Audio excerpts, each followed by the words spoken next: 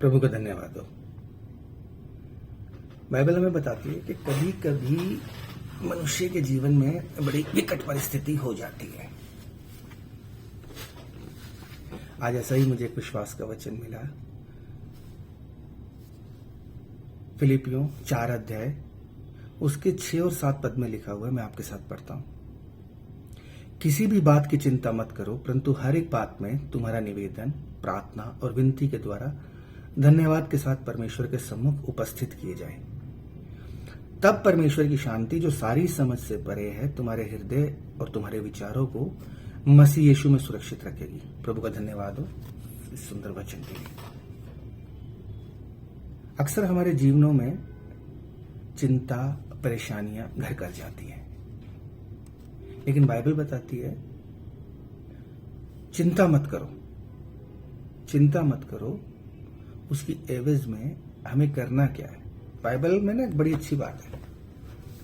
बाकी दुनिया में क्या होता है, जो मुझे लगता है वहां पर प्रॉब्लम तो बताई जाती है, बट उसकी रेमेडीज नहीं होती। वो रेमेडीज जो हमें सचमुच उसकी रिडेम्पशन की तरफ लेकर जाती है। लेकिन बाइबल की खासियत है, क्यों? क्योंकि ये प्रभु की प्रेरणा के द्वारा रची गई और इसमें कोई भी ऐसी चीज नहीं है जो अपने आप में पूरी ना हो। हर बात का सॉल्यूशन है इसमें, हर बात का छुटकारा है, और सबसे बड़ी बात विजय का विश्वास है प्रभु यीशु मसीह में हमें। तो बाइबल हमें बताती है किसी भी बात की चिंता मत करो, परंतु हर एक बात में तुम्हारे निवेदन, प्रार्थना और विनती के द्वारा धन्यवाद के साथ परमेश्वर के सम्मुख उपस्थित किए जाए। सबसे बड़ी चीज जो वचन कहता है कि तुम चिंता मत करो। क्यों मत चिंता मत करो?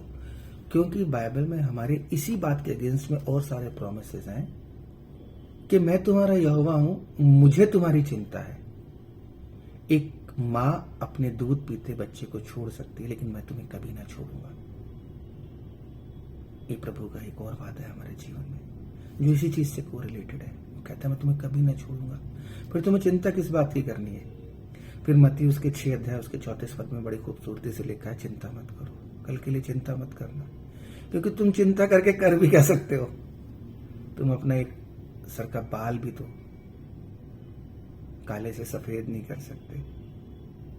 तो चिंता करके करोगे क्या? तुम मुझ पर भरोसा रखो, मैं तुम्हारा छुटकारा करूंगा, मैं तुम्हारी जरूरतों को पूरा करूंगा।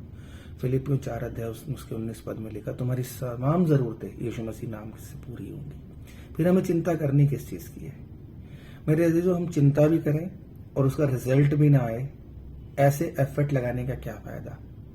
लेकिन यहां पर विश्वास का वचन ये कहता है कि अगर हम प्रार्थना करेंगे, प्रभु के नजदीक आएंगे, शुक्रगुजारी की भेंटें चढ़ाएंगे, उससे निवेदन करेंगे, उससे अपना संबंध बना के रखेंगे और प्रभु में अपने आप को सुरक्षित रखेंगे, तो प्रभु की वो शांति जो सारी समझ से परे है, वो उस शांति में हम सुरक्षित रह पाएंगे। लिखा है तब परमेश्वर की शांति जो सारी समझ से परे है तुम्हारे हृदय और तुम्हारे विचारों को मसीह यीशु में सुरक्षित रखेगी। मतलब और क्या चाहिए?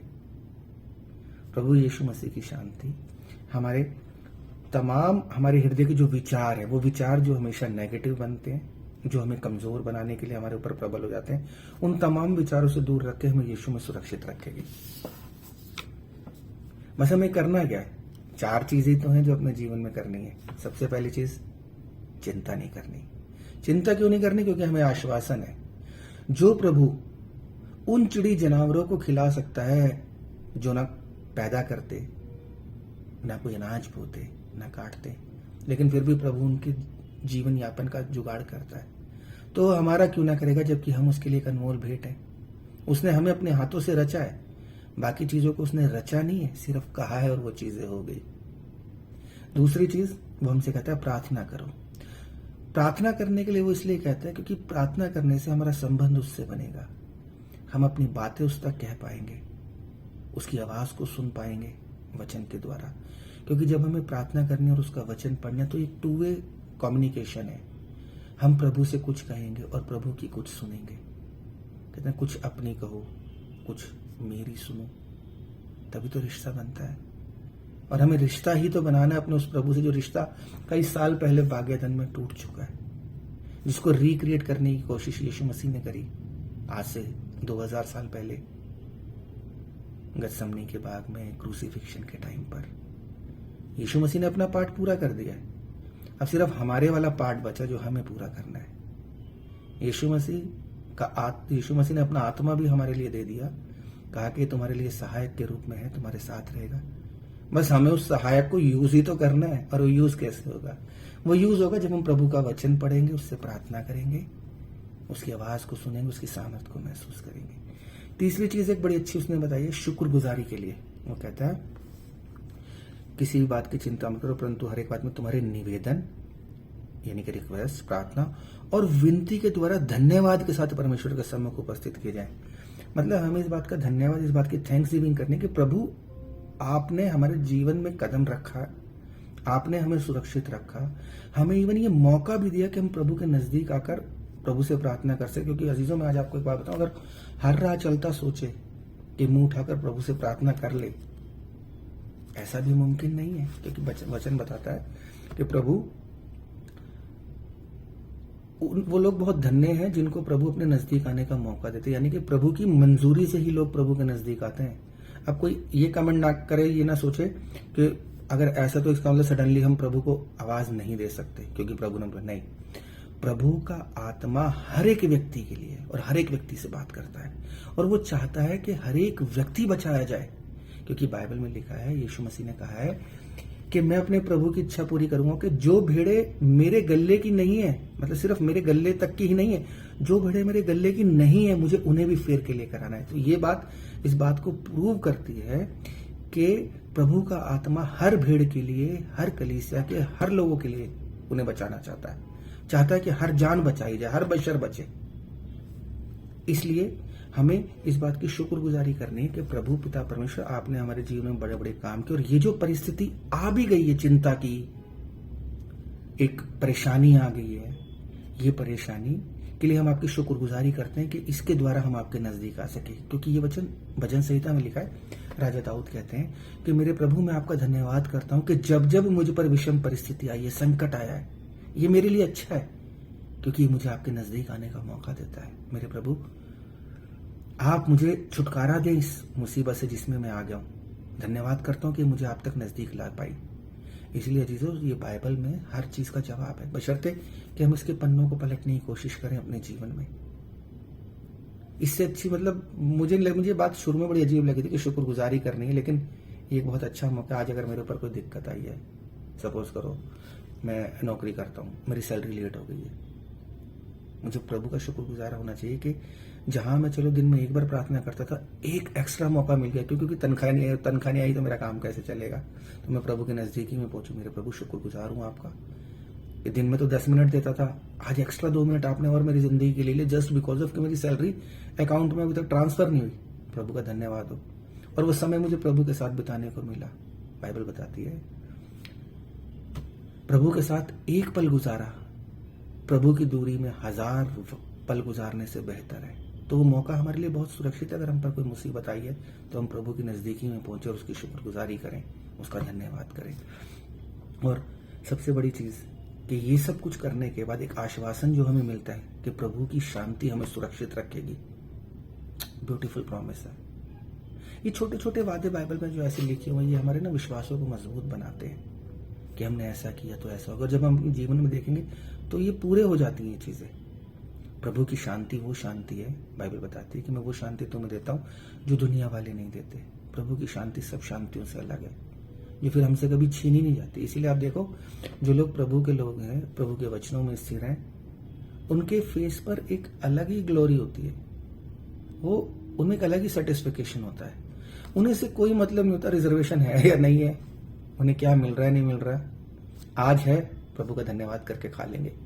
कल का इंतजाम प्रभु अपने आप करेगा, जैसा उसने बीते कल में किया था आगे भी करेगा। बस हम प्रभु में अपने एफर्ट्स करते जाएं, ईमानदारी के साथ प्रभु में चले, नेकी की राह अपनाएं, उसकी बातों को सुने, उनको माने, उसकी आत्मा की उपस्थिति को महसूस करें, स्वागत करें पवित्र आत्मा का। क्योंकि पवित्र आत्मा जब एक बार अंदर आएगी तो हम बुराई को अपने आप छोड़ देंगे और प्रभु की हुजूरी में बड़ी विश्वास योग्यता के साथ जीवन गुजारने की कोशिश करेंगे, जिससे होगा ये कि प्रभु की शांति हमें मिलेगी। और प्रभु की शांति अकेले नहीं आती, जब प्रभु की शांति जीवन में आती है, सबसे पहली चीज शांति मिलती है, फिर आनंद मिलता है, प्रभु का वो आनंद जो पवित्र आत्मा की सामर्थ्य से मिलता है, और फिर तीसरा भरपूरी यानी कि आशीषें। जब हम प्रभु की नजदीकी में बढ़ते हैं तो हमें सबसे पहली शांति मिलती है। हमें ये पता चल जाता है कि दुनिया में हम जितने एफर्ट कर रहे हैं वो सब बेकार है, यूजलेस है। प्रभु की सामर्थ्य मिल जाती है, प्रभु का विश्वास मिल जाता है, प्रभु की आशीषें मिल जाती हैं, उसका ग्रेस मिल जाता है। और ये सारी चीजें वो हैं जो सिर्फ हमें पल झपकते में मिलती चली जाती है और हमें पता ही नहीं चलता हम प्रभु में कितने परिपक्व हो गए हैं, कितने परिपक्व हो गए हैं। बस जरूरत है हमें अपने आप को सरेंडर करने की। बाइबल बताती है, नए नियम में लिखा हुआ है कि तुम अपने शरीर को जीवित भेंट के रूप में प्रभु को समर्पित कर दो। मैं समझने की कोशिश कर रहा था कि जीवित भेंट क्या है, किस तरीके से समर्पित करते हैं। प्रभु की जीवित भेंट वो होती है जो प्रभु की आवाज सुन ले। पहला करिश्मा जो प्रभु यीशु मसीह ने किया काना के विवाह के समय, मैं उस मिरेकल को समझने की कोशिश कर रहा था। हुआ क्या था? ना यीशु मसीह ने हाथ लगाया, ना यीशु मसीह ने कहा, भाई दुनिया जब बनाई थी तो प्रभु ने कहा था अंधियारे को ज्वाले से लग के, उसने कहा ऐसा हो जाए, हो गया, उसने कहा अच्छा है। लेकिन उस जो वो है उसमें तो करिश्मे में कुछ किया ही नहीं, उसने खुद कुछ नहीं किया। उसने उन लोगों से कहा कि जाओ, वो जो मटके बाहर पड़े जिनसे लोग हाथ पैर धोते थे, उन मटकों को लबालब मुंह तक पानी से भर दो, और कहा कि अब जाके इसको लेके भोज के प्रधान से चखवा दो। खुद नहीं चखा उसने, ना उसने खुद कहा कि अच्छा हो। ये उस वाले मतलब उत्पत्ति एक के बिल्कुल विपरीत में काम किया इसने, लेकिन रिजल्ट सेम आया। उसने कहा जाओ जाके वहां चखवा दो। जब उन्होंने चखा तो उन्होंने कहा कि ये तो पहले से भी उत्तम है। उसमें हुआ क्या था? उसमें हुआ ये था कि जिस पानी को प्रभु ने इकट्ठा किया, वो पानी ये बात जानता था कि मैं वही पानी हूं और ये मेरा वो प्रभु है जिसने उत्पत्ति पहले अध्याय में मुझे अलग किया था, मुझे आइसोलेट किया था, मुझे एक जगह पर इकट्ठा किया था, मुझे पहचान दी थी। आज इस प्रभु ने मुझे पुकारा है। वो अपने प्रभु की इच्छा को जान गई कि मुझे अपने आप को कन्वर्ट करके मैं बनाना है, मैं जैसा बनाना है, उससे बेहतर खूबी अपने अंदर डेवलप करनी है। मेरे अजीजों, जब वो अपने आप में प्रभु की आवाज सुनकर अपने आप को जीवित भेंट के रूप में समर्पित कर सकती है, तो आज हमारे में क्या प्रॉब्लम है? हम क्यों नहीं उस प्रभु की आवाज को सुनकर अपने आप को जीवित भेंट के रूप में समर्पित करते हैं? बाइबल बताती है कि जब भोज के प्रधान को चखाया गया तो भोज के प्रधान ने कहा अमेजिंग, अद्भुत, ऐसी तो पहले थी नहीं कभी, ये क्या पिला दिया, क्या है ये, बहुत बेहतर है। मेरे प्रभु, ये हुआ कैसे? ये हुआ ऐसे, जब हम अपने आप को सरेंडर कर देते हैं प्रभु के हाथ में, तो प्रभु हमें निश्चित तौर से अद्भुत बना देते हैं। और प्रभु ने जब उस पानी को मैं के रूप में बना दिया, तो ये सोचो, हम जैसे लोग जिसे प्रभु ने अपने हाथ से बनाया, अगर हम अपने आप को प्रभु को समर्पित कर देंगे तो हम क्या बन पाएंगे? वो शांति हमारे जीवन में काम करेगी और हमें निश्चित रूप से आशीषित करेगी। मेरे अजीजों, ये समय है कि हम अपने आप को प्रभु को समर्पित करें और उससे कहें कि प्रभु अपनी आत्मा को हमारे भीतर कार्य करने दे, बदल दे, हमें चेंज कर दे, हमें वो रूप दे, वो आकार दे जो तू हमें देना चाहता है।